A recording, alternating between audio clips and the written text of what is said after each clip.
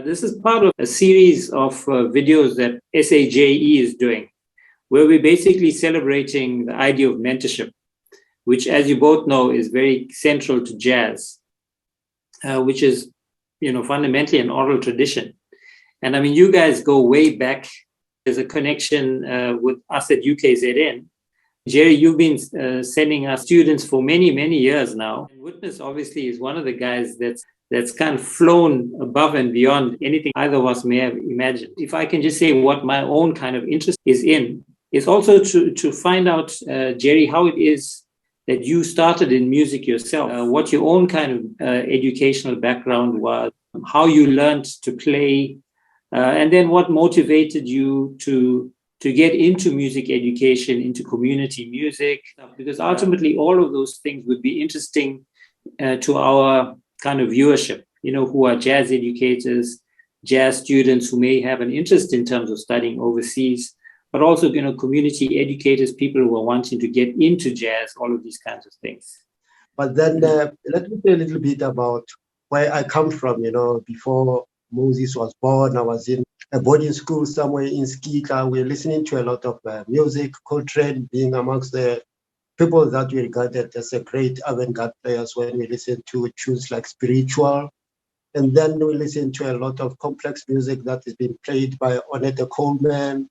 All these guys that were playing that kind of jazz before we can smoothen it out, And then I remember touching the trumpet a little bit, I did try the trumpet, and growing up at primary school, I was a lead drummer in the Scouts group. I was also playing a bugle. If you know what the bugle is, it is a valveless trumpet. The one that the soldiers are playing. But then that was before Moses was born, and my dad was a pianist. I think he was a great stride player. But he was playing our own music, Mpatanga, and the kind of music that they were playing when growing up. They used to have concerts, where songs were being bought with coins, and say, with 2 bob, I'm saying that you are not going to stop playing. They keep on putting the money. If they don't put the money, then the concert is over. So, and my mother was a tap dancer in that same kind of band. When they had their concerts, she would just take the floor and. Of course, she was not a big person. She was tiny, and she could really shake her body. And then came Moses. Moses, he came when there was a lot of unrest in our township in Tembisa. So I decided that I think the unrest happened in 1976, and he was born in 1973. And then 1988, there were some unrest as well. By that time, he was in high school at Tembisa High. And then when the unrest happened, the threat was that there was going to be another year where children are not going to be going to school. But I knew that there was FUBA out there, But what happened is that we are supposed to have bought some school shoes for him to return to school. But instead of getting the shoes, I got a little bit inquisitive when in town, because we went right down to Diagonal Street, if you know where that is.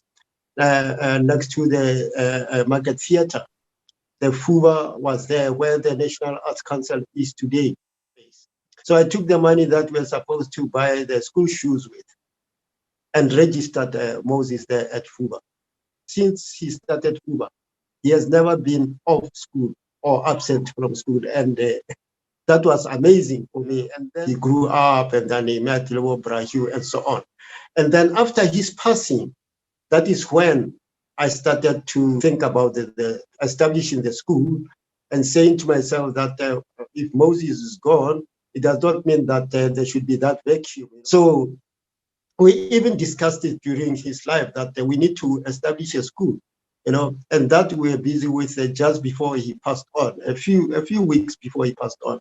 We were thinking of that, and also to establish a record company and a publishing company. Those things he already had mapped out, And then he passed on. So I was left with nothing else but to establish a school whereby the remoteness of FUBA, told me that not every kid from Tembisa is going to be able to travel to Market Theatre.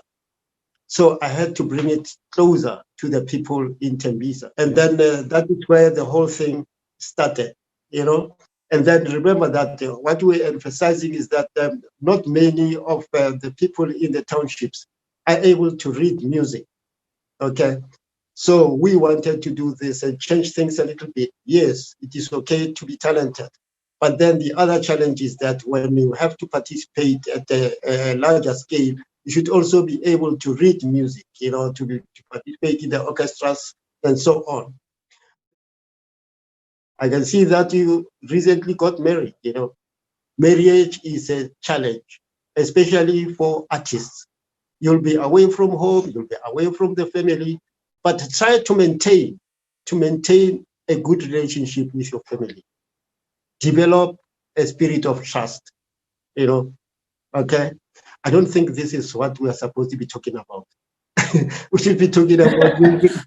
No, but the truth in that is that it goes to even way back when I met Bramong, is that music lessons didn't just mean music lessons. It also meant some aspect of you know, behavior and you know, us being able to function in the community. You know, he did talk to us about a lot of things, you know, smoking and drinking. He was like, and he would encourage behaviors that were, you know, that were good. And he would be like, you keep doing what you're doing. And he would say, the person who's behaving like this, I don't see any success going that direction. And he was right a lot of times, you know, that, you know, the behaviors that he encouraged led to good things. I'm going to backtrack just a little bit that Bramong talked about Moses, and I've never had him talk about Moses this deep. And he went back, you know, back in time, which, you know, that was great to hear.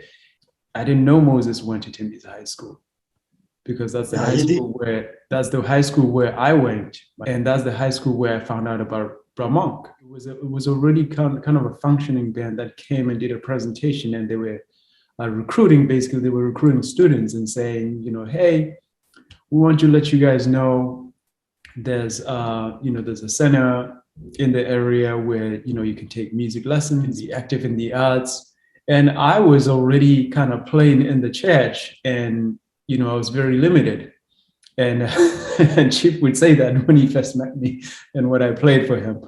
And so when I heard about the Moses Molelekwa Arts Center, it didn't take me too long to go there. It didn't quite click at that point that I was the dad of Moses, the guy who, you know, wrote Spirit of Tembisa. I was very aware of Moses' music and Genes and Spirits, because I'd had those on the radio. And, you know, I remember he gave me music lessons, especially theory. It was one of the biggest emphasis. He gave me books, and I took all the books that he gave me. I had them at home, and I would be told I would have to return those books, and I would take too long returning them, because when I was studying at the center, when I get home, it was still continuing. And my mom would always have to like knock on my door and say, it's dinner time. And then she would leave. And then she would send somebody to come and drag me out of the bedroom so I can go and eat with them.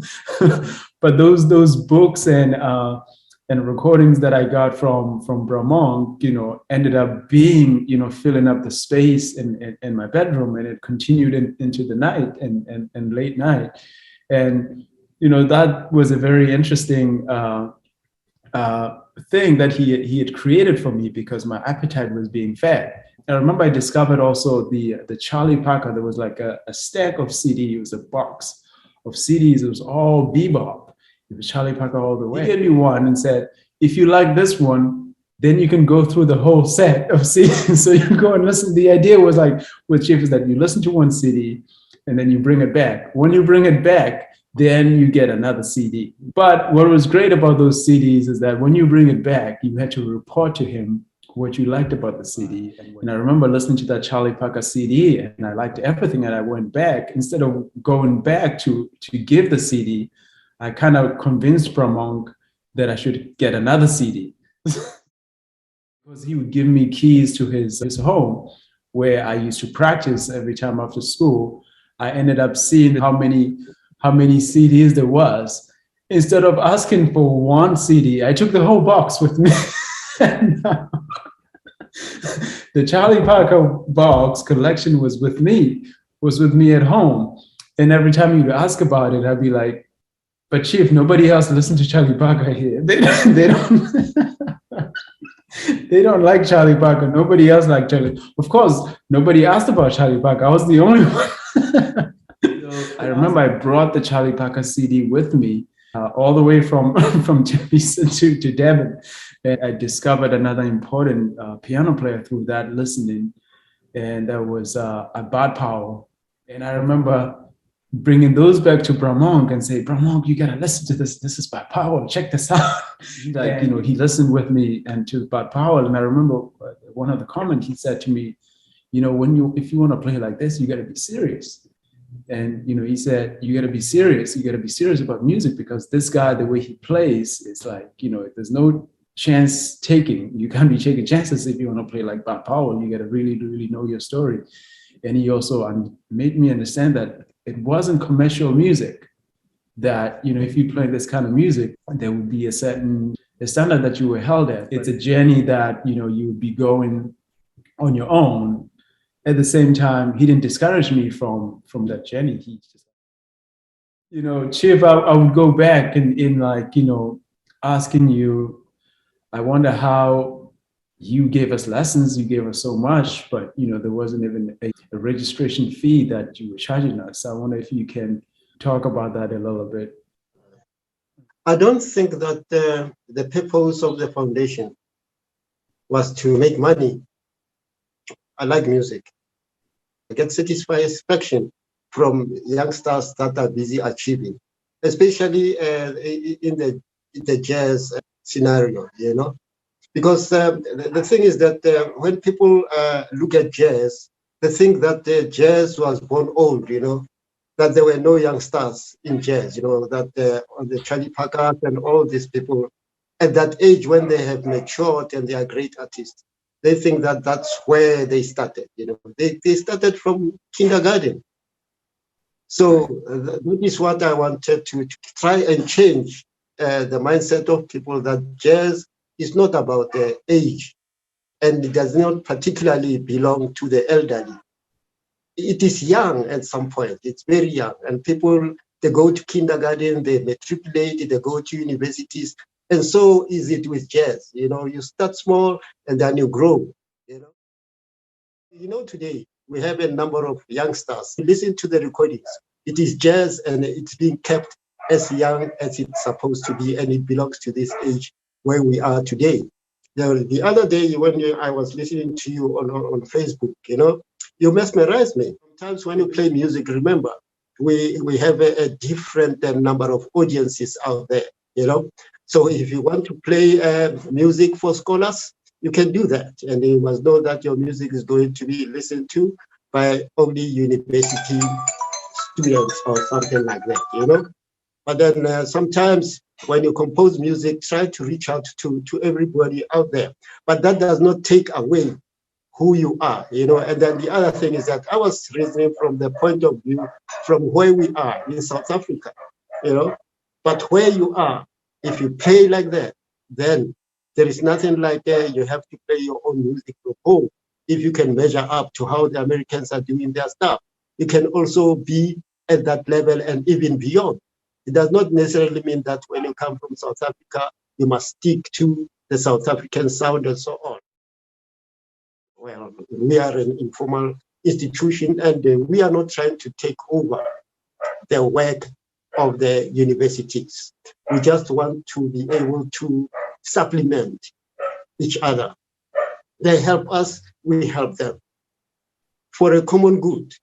The foundation definitely, Chief, comes back to the Moses Molelekwa Arts Foundation and the University of KwaZulu-Natal, where that sense of mentorship also continued when I met Neil and Susan, even Demi. You know, the platform that they had created for us was, you know, something that I created. What has happened to my life, getting into Berklee and where I'm at right now, back to, you know, all these institutions that I've come across. But I wanted to go back, Chief, to where we first encountered UKZN in the application process, making sure that everything was done accordingly.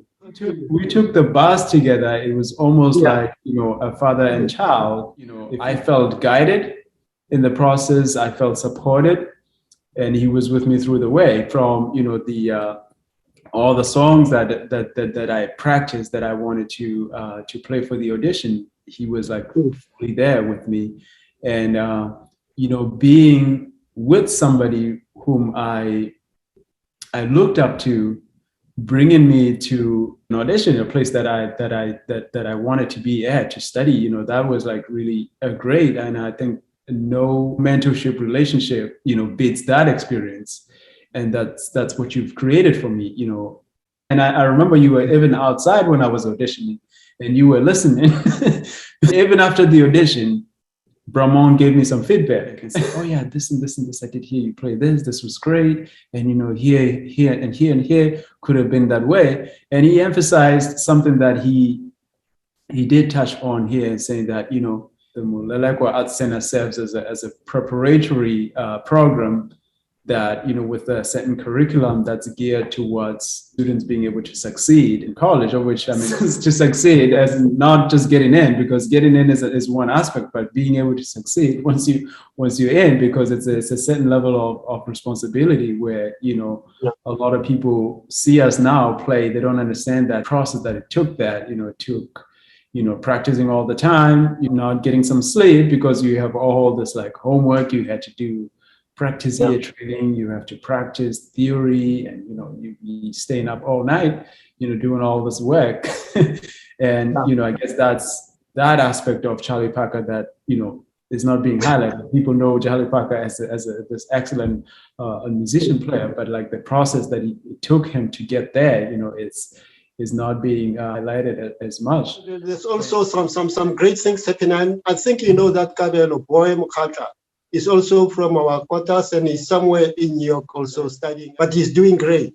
For him to get that scholarship as a drummer, for me, it's a big help. When we have students that come to us from your academy, we always know that we are going to get quality, people that are well prepared, people that have passion and understanding of jazz culture.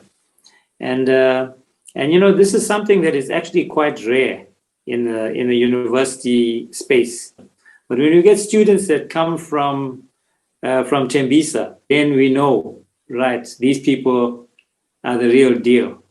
And that's that's so much to do with you, Jerry. So, I was going to ask the question earlier, where do you get this name Monk?